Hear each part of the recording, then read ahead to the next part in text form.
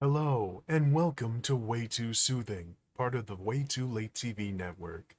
I'm Sam, your host, and today, on Way Too Soothing, we're going to be reading Anne of Green Gables by L.M. Montgomery. Today, Chapter 12, A Solemn Vow and Promise. It was not until the next Friday that Marilla heard the story of the flower-wreathed hat. She came home from Mrs. Lynde's and called Anne to account. "Anne, Mrs. Rachel says that you went to church last Sunday with your hat rigged out ridiculous with roses and buttercups. What on earth put you up to such a caper? A pretty-looking object you must have been." "Oh, I know pink and yellow aren't becoming to me," began Anne. "Becoming fiddlesticks! It was putting flowers on your hat at all, no matter what color they were, that was ridiculous. You are the most aggravating child." "I don't see why it's any more ridiculous to wear flowers on your hat than on your dress," protested Anne. "Lots of little girls there had bouquets pinned on their dresses. What's the difference?" Marilla was not to be drawn from the safe concrete into dubious paths of the abstract. "Don't answer me back like that, Anne. It was very silly of you to do such a thing. Never let me catch you at such a trick again. Mrs. Rachel says that she thought she would sink through the floor when she saw you come in all rigged out like that. She couldn't get near enough to tell you to take them off till it was too late. She says people talked about it like something dreadful. Of course they would think I had no better sense than to let you go decked out like that." "Oh, I'm so sorry," said Anne, tears welling into her eyes. "I never thought you'd mind. The roses and buttercups were so sweet and pretty I thought they'd look lovely on my hat. Lots of the little girls had artificial flowers on their hats. I'm afraid I'm going to be a dreadful trial to you. Maybe you'd better send me back to the asylum." "That would be terrible. I don't think I could endure it. Most likely I would go into consumption. I'm so thin as it is, you see. But that would be better than being a trial to you." "Nonsense," said Marilla, vexed at herself for having made the child cry. "I don't want to send you back to the asylum, I'm sure. All I want is that you should behave like the other little girls and not make yourself ridiculous. Don't cry any more. I've got some news for you.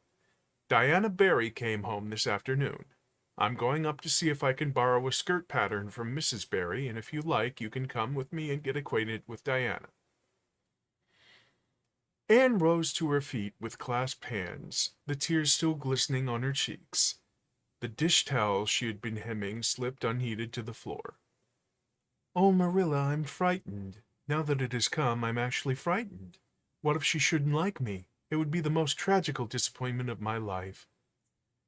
"Now, don't get into a fluster, and I do wish you wouldn't use such long words. It sounds so funny in a little girl. I guess Diana'll like you well enough. It's her mother you've got to reckon with.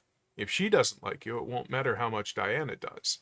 If she has heard about your outburst to Mrs. Lynde and going to church with buttercups around your hat, I don't know what she'll think of you. You must be polite and well behaved, and don't make any of your startling speeches. For pity's sake, if the child isn't actually trembling." Anne was trembling. Her face was pale and tense. "Oh, Marilla, you'd be excited too if you were going to meet a little girl you hoped to be your bosom friend and whose mother mightn't like you," she said as she hastened to get her hat. They went over to Orchard Slope by the short cut across the brook, and up the Furry Hill Grove. Mrs. Barry came to the kitchen door and answered to Marilla's knock. She was a tall, black-eyed, black-haired woman with a very resolute mouth. She had the reputation of being very strict with her children. "How do you do, Marilla?" she said cordially. "Come in. And this is the little girl you've adopted, I suppose?" "Yes, this is Anne Shirley," said Marilla. "Spelled with an E," gasped Anne, who, tremulous and excited as she was determined there should be no understanding on that important point.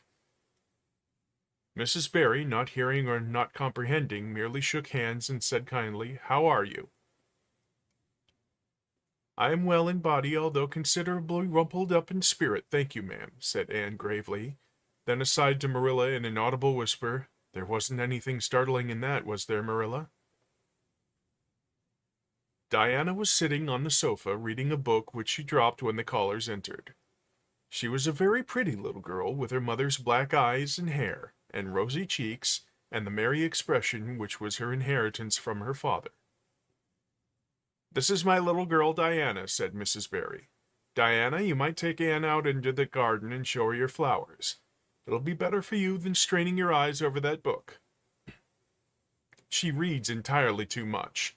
This to Marilla as the little girls went out. "And I can't prevent her, for her father aids and abets her. She's always poring over a book. I'm glad she has the prospect of a playmate. Perhaps it'll take her more out of doors." Outside the garden, which was full of mellow sunset light streaming through the dark old firs to the west of it, stood Anne and Diana, gazing bashfully at each other over a clump of gorgeous tiger lilies. The berry garden was a bowery wilderness of flowers which would have delighted Anne's heart at any time less fraught with destiny. It was encircled by huge old willows and tall firs, beneath which flourished flowers that loved the shade. Prim, right-angled paths, neatly bordered with clamshells, intersected it like moist red ribbons in the beds between old-fashioned flowers ran riot.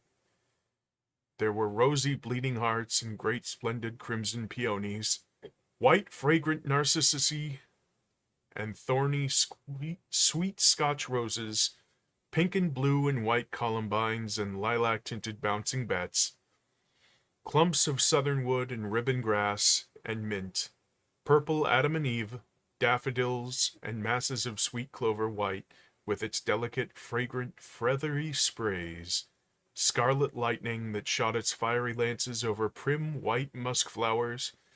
A garden it was where sunshine lingered and bees hummed, and winds, beguiled into loitering, purred and rustled. "Oh, Diana," said Anne at last, clasping her hands and speaking almost in a whisper, "oh, do you think you can like me a little, enough to be my bosom friend?" Diana laughed. Diana always laughed before she spoke. "Why, I guess so," she said frankly. "I'm awfully glad you've come to live at Green Gables. It'll be jolly to have someone to play with. There isn't any other girl who lives near enough to play with, and I've no sisters big enough." "Will you swear to be my friend forever and ever?" demanded Anne eagerly. Diana looked shocked. "Why, it's dreadfully wicked to swear," she said rebukingly. "Oh, no, not my kind of swearing. There are two kinds, you know."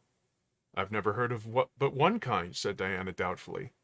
"There really is another. Oh, it isn't wicked at all. It just means vowing and promising solemnly." "Well, I don't mind doing that," agreed Diana, relieved. "How do you do it?" "We must join hands, so," said Anne gravely. "It ought to be over running water. We'll just imagine this path is running water.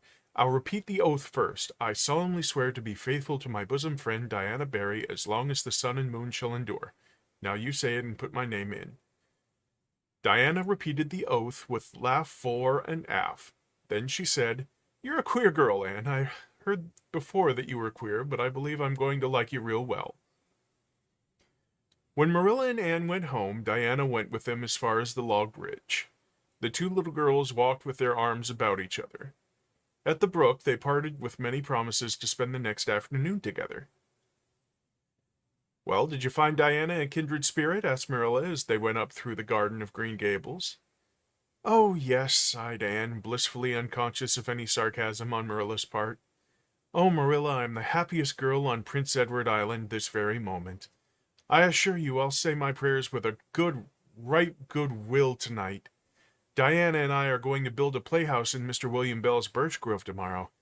Can I have those broken pieces of china that are out in the woodshed? Diana's birthday's in February and mine is in March. Don't you think that's a very strange coincidence? Diane is going to lend me a book to read. She says it's perfectly splendid and tremendously exciting. She's going to show me a place back in the woods where rice lilies grow. Don't you think Diana's got very soulful eyes? I wish I had soulful eyes. Diana's going to teach me to sing a song called Nellie in the Hazel Dell. She's going to give me a picture to put up in my room. It's a perfectly beautiful picture, she says. A lovely lady in a pale blue silk dress. A sewing machine agent gave it to her. I wish I had something to give Diana.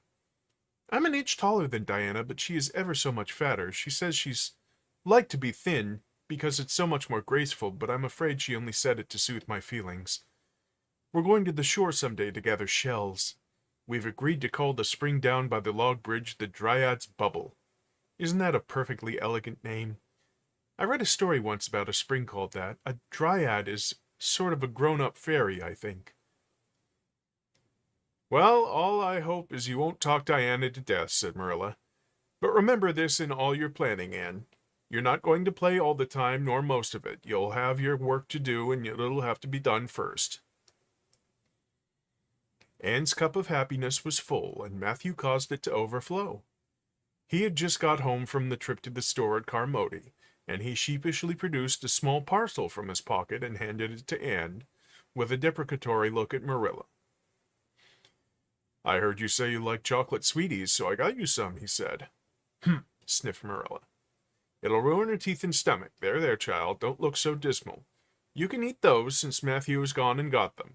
He'd better have brought you peppermints. They're wholesomer. Don't sicken yourself eating them all at once now.